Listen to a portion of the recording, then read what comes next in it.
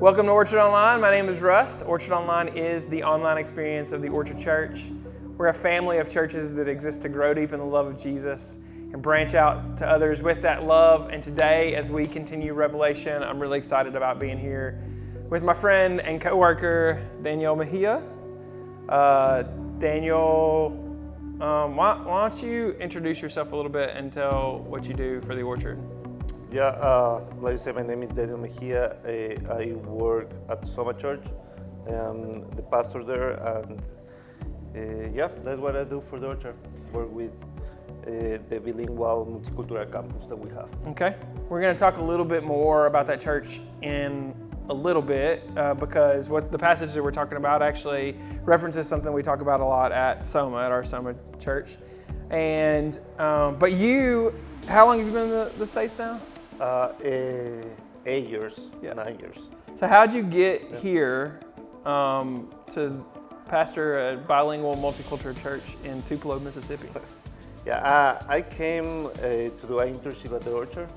The Orchard always have a relationship with our foundation in Ecuador. And I just came for a couple of months to do ministry, but when I was here, I started to see a lot of Hispanic people around the area. And the Orchard have a phrase that we use a lot that say, we are reaching people and nobody's reaching. And I bring the question that what the church is doing for Hispanic community, and the pastor told me that there was nothing right now because we don't have the person to do it. And they asked me to start that ministry here, and God really opened the doors to me to come here and start that ministry first with Hispanic people, and with the time I start to change everything because of my connections that I have, not just in the church but with the community. What I do, I help with the soccer league here too, to open more with other cultures, and it's for that Soma start, because we think that we need to reach not just Hispanic people but people from different cultures that we have here in Tupelo, Mississippi. Yeah. So originally, how long were you supposed to be here? 2 months. 2 months, 8 weeks, and that was 8 years ago. Yep. Sure. So no matter how you've stumbled upon us, and no matter where you may be joining us from, we're glad you decided to spend some time with us. So thanks for being here today.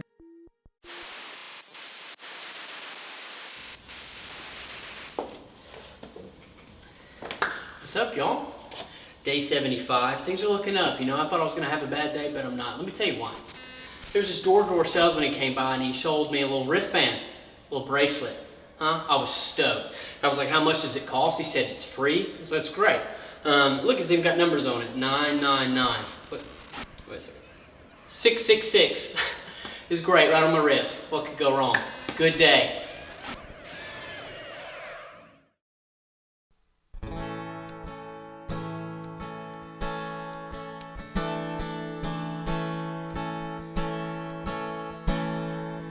I searched the world, but it couldn't feel me. Man's empty praise, treasures that fade, never enough. You came along and put me back together. And every desire is not satisfied here in your love. Oh, there's nothing better than you. Oh, there's nothing better than you. Oh, there's nothing is better than you.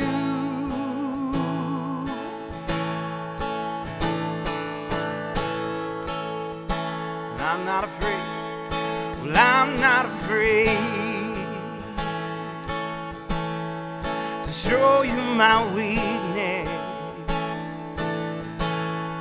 my failures and flaws. Lord, you've seen them all. You still call me a fair. God of the mountain is still God in the valley, and there's not a place that mercy and grace won't find me again. Oh, there's nothing better than you, Lord. There's nothing better than you. Oh, there's nothing, nothing is better than you.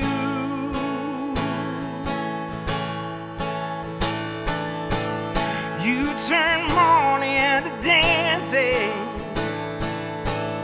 You give beauty for ashes. You turn shame into glory. You're the only one who can. You're the only one who can. And there's nothing, oh, there's nothing better than you. Oh, there's nothing better than you. Oh, there's nothing, nothing is better than you.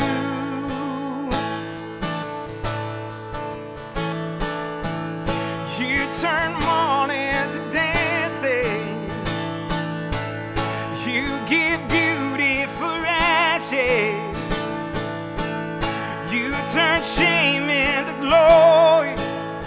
You're the only one who can. You turn graves into gardens. You turn bones into armies. You turn seas into highways. You're the only one who can. You're the only one who can. You're the only one who can.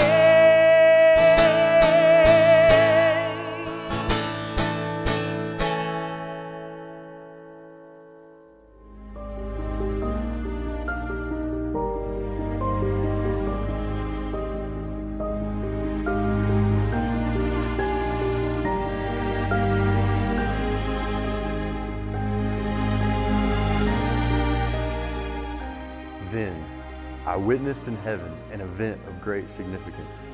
I saw a woman clothed with the sun, with the moon beneath her feet, and a crown of 12 stars on her head. She was pregnant, and she cried out because of her labor pains and the agony of giving birth. Then I witnessed in heaven another significant event. I saw a large red dragon with 7 heads and 10 horns, with 7 crowns on his heads. His tail swept away 1/3 of the stars in the sky, and he threw them to the earth. He stood in front of the woman as she was about to give birth, ready to devour her baby as soon as it was born. She gave birth to a son who was to rule all nations with an iron rod. And her child was snatched away from the dragon and was caught up to God and to his throne. And the woman fled into the wilderness, where God had prepared a place to care for her for 1,260 days. Then there was war in heaven. Michael and his angels fought against the dragon and his angels, and the dragon lost the battle. And he and his angels were forced out of heaven.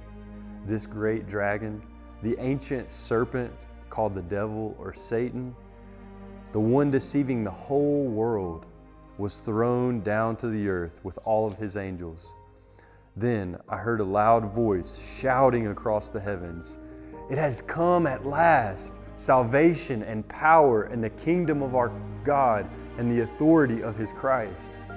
For the accuser of our brothers and sisters has been thrown down to earth, the one who accuses them before our God day and night. And they have defeated him by the blood of the Lamb and by their testimony. And they did not love their lives so much that they were afraid to die. Therefore rejoice, O heavens, and you who live in the heavens rejoice. But terror will come on the earth and to the sea, for the devil has come down to you in great anger, knowing that he has little time. When the dragon realized that he had been thrown down to the earth, he pursued the woman who had given birth to the male child. But she was given 2 wings, like those of a great eagle, so she could fly to the place prepared for her in the wilderness.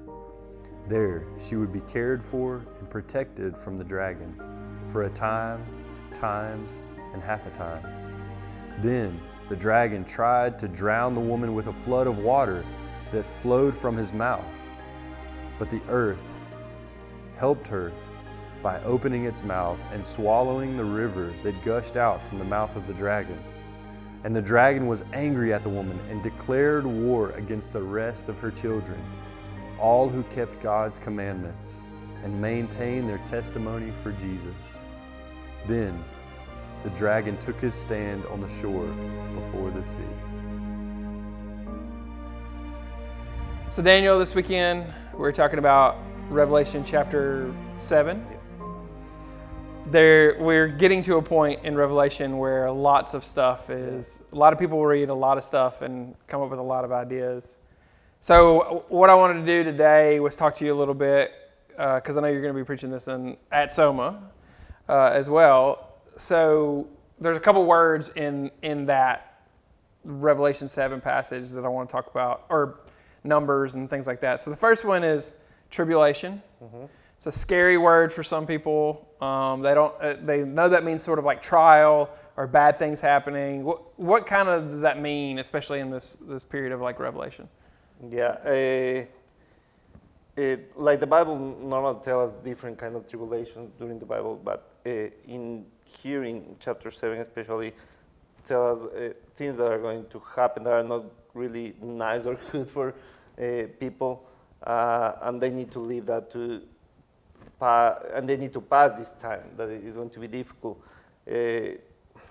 We can argue if believers are going to live or not that tribulation, but this chapter 7 is more about how we follow God more than if we need to suffer or not suffer. As a Christian, we need to have suffering, and the Bible tells us when Jesus led that as a disciples or followers of Christ, we need to have times of suffering, and that is something that always is hard for believers when they come to Christ, because they think that when you start to follow Jesus, everything is going to be okay. Mm-hmm. Everything is going to be good, but we have tribulations, we have problems, and this is not clear because we need to remember there's a vision that John had, and he tried to explain in the best way, but he doesn't give us like real direction if we are going to leave it or not. Yeah. Mm-hmm. Yeah, so we don't really know what type of tribulation, but if you're willing to follow Jesus, you should just be prepared to go into some sort of suffering. Yeah, and that's the most important thing here, that we need to be follower of Jesus. Here in chapter 7 say that John tells us that he saw people with a seal in his forehead. And what that means is that this part of your body always is going to look front. Is who do you follow? And in all relations, 2 kinds of marks. One that follow the servants of God, and the other one is to follow the beast. And that is what you need to choose, or you go and follow God, or you follow the beast. And it doesn't matter if you have tribulation or not. What the important thing is, who do you follow? Yeah, I think a lot of people hear of that like mark of the beast thing, and they think of like a specific thing that you're going to get, and it'll be like you're following like the devil or whatever. But mm-hmm. It talks a lot about the mark of the Lamb, like how we follow Jesus. But I like that. I love that image of, like you said, face forward. Like, who are you following? That's mm-hmm. really a question we got to ask ourselves. All right, later on in the chapter, there are these numbers. Well, there's one number. It's like 144,000 people, and then there's like it just says like a multitude of people that are in this group. So, talk about those a little bit. Yeah, we have to remember there was 2 big groups that they had that moment. That was the Jewish people and the Gentiles, and the gospel reached both of them. Mm-hmm. What John wants to say with this number, with it. 144,000. And later on, he divided the 12 tribes and he put 12,000 in each one. Is just a way to have a number of exaggeration about how many people are. It's like when Jesus says 7 times 7. It's not that you need to count and say how many times you need to forgive people. It's like a big number that you are not going to reach. It's the same here. John is trying to give a number that is not real, that exaggerate is just 12 times 12, the total number. And normally when in the Bible you see 1,000 is a way to show exaggeration about something. What that means is that in the same way that it's going to be Jews, it's going to be Gentiles, but it's going to be a big number that we will surprise of how many people. We cannot count. There is something huge that we are going to see there. Yeah, so multiple cultures that are coming to be in eternity with God. Yeah, it's not just one group, it's everybody, and that's something that we will surprise because sometimes we think that just a group of people, we are the right people, and we are who say that is the right thing, but is a big group of people that John is seeing in this vision. So speaking of that, in verse 9, it gives us an even more clear picture of that sort of idea that lots of people, because it says that people from every tribe, nation, and tongue are like worshiping God together. We use verse 9 in chapter 7 a lot when we talk about Soma. We're actually in Soma right now, but so talk a little bit about, you mentioned a little bit earlier about what you felt called to do when you first moved here in the introduction, but tell us what Soma did, how long Soma's been around, how Soma came about, and what sort of we do here. Yeah, I think with the relationship with the verse that you say in verse 9 in this chapter 7, Soma is a church, is a place where we think that everybody is welcome here. That doesn't matter where you come from, the culture that you have, or the language that you speak. We are just one body in Christ, and is what this verse tells us, that doesn't if you're Jewish or Gentile or a slave or you're free, men or women, doesn't matter. Christ died for all of us, and Soma is a place here in Tupelo. We want to have a place for everybody that they can feel Christ here, that people don't judge them for what they did, or for how they look, or what the language that they speak, that people just love them because God loves them. And it's a challenge because all of us, we have already things in our mind that we judge people because of our cultures, because of how we live and how the society tells us to live. And we put everything in groups, and we think that this group is right, this group is wrong, but Christ didn't do that. He died for everybody. He didn't put us in groups. He did the opposite.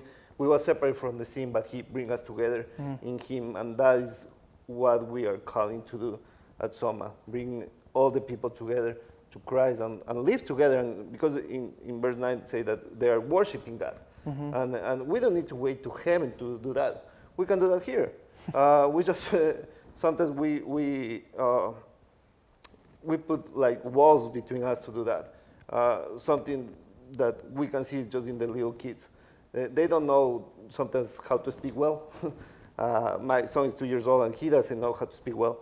But when he listens music, he starts to just try to talk and sing. And that is because he wants to worship, but we need to be like that. Just worshiping doesn't matter the language. We know who we are worshiping. Is God. Yeah. So to bring it all together is that image, that mark that you were talking about is like your forehead. If you have the mark of the Lamb, you're following Jesus. And because you're following Jesus, it unites all these people together because we're all united because of Jesus. Yeah. And I think one of the real interesting things is, we weren't talking about this before, I was just thinking about this. I was reading this pastor, kind of theologian guy, who was talking about how throughout history when society or culture has gone one way, the church has always gone the other way, and that's what's allowed the church to preserve. And we live very much, particularly in the U.S., in a time where people are more divided by cultures, yes, but like in a lot of different ways. They're divided by political ideology, they're divided by where they live, they're divided by a lot of different things.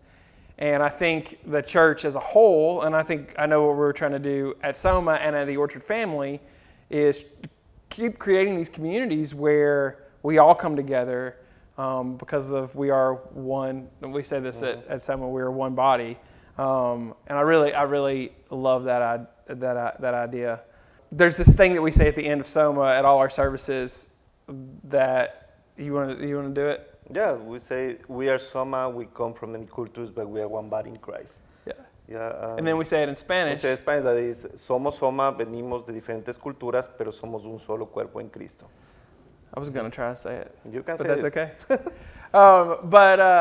Venimos de diferentes culturas, pero somos un solo cuerpo en Cristo. We're starting to get to this point in Revelation where it can be really confusing.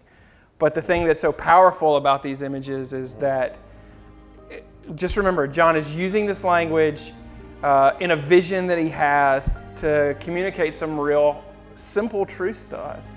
If we keep following Jesus, he brings us all together, and no matter what kind of suffering comes our way, that united, we will be worshiping God, not just temporary, not just now, but for eternity. Daniel, thanks for your time. So glad you're here with us, and thank you guys for joining us. You guys have a great one.